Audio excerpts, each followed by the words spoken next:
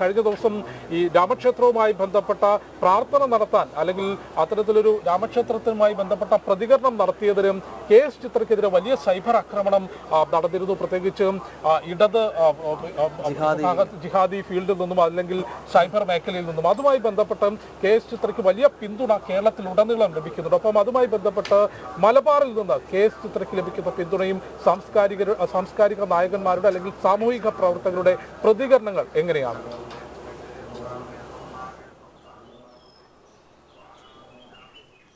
തീർച്ചയായും ഏറെ വിവാദമായ ഒരു വിഷയമായിരുന്നു KS ചിത്രയുടെ ഒരു പ്രസ്താവന എന്ന് പറയുന്നത്.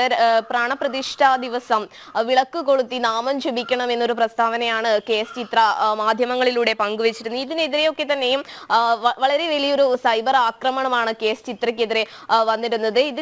ഇതിനെ KS ചിത്രയെ പിന്തുണച്ചുകൊണ്ട് മലബാറിലെ സാംസ്കാരിക നായകന്മാർ ഇപ്പോൾ രംഗത്തെത്തിയിരിക്കുകയാണ്. ഇത്തരത്തിൽ ഈ വിഷയത്തെ വളച്ചൊടിക്കേണ്ട ആവശ്യമില്ല, അവർ അവരുടെ വ്യക്തിപരമായ അഭിപ്രായങ്ങൾ മാത്രമാണ് പിന്തുണച്ചത്. ഇതിനെ ഇടതുപക്ഷ സൈബർ ലോകത്തെ ഇടതുപക്ഷ ആളുകൾ ഇതിനെ ന്യായീകരിക്കുന്നത് വളരെ വ്യക്തമായി തന്നെ നമുക്ക് മനസ്സിലാക്കാൻ സാധിക്കും. ഈ സംഭവവുമായി ബന്ധപ്പെട്ട് സൈബർ പ്രാണപ്രതിഷ്ഠാ ദിനത്തിൽ എല്ലാവരും വീടുകളിൽ വിളക്ക് തെളിയിക്കണമെന്നായിരുന്നു ചിത്രയുടെ വീഡിയോ സന്ദേശം. മലബാറിലെ സാംസ്കാരിക പ്രവർത്തകരും ഇതിന് പിന്തുണയുമായി വന്നിരിക്കുകയാണ്. ഇതിൽ പ്രധാനമായും ഗായകനായ ചെങ്ങന്നൂർ ശ്രീകുമാറാണ് ഇതിൽ പ്രധാനമായും പിന്തുണയുമായി രംഗത്തെത്തിയിരിക്കുന്നത്. അതുപോലെ തന്നെ ഗായത്രി മധുസൂദനൻ എന്നിവരും ഇതിന് പിന്തുണയുമായി രംഗത്തെത്തിയിരിക്കുന്നു. ഈ വിഷയത്തിൽ നിന്ന് തന്നെ നമുക്ക് വ്യക്തമാക്കാൻ കഴിയുന്നത് അയോധ്യയിലെ പ്രാണപ്രതിഷ്ഠയുമായി ബന്ധപ്പെട്ട് ഇടതുപക്ഷ സർക്കാരിന്റെ നിലപാടുകളൊക്കെ തന്നെയും വ്യക്തമാകുന്നു.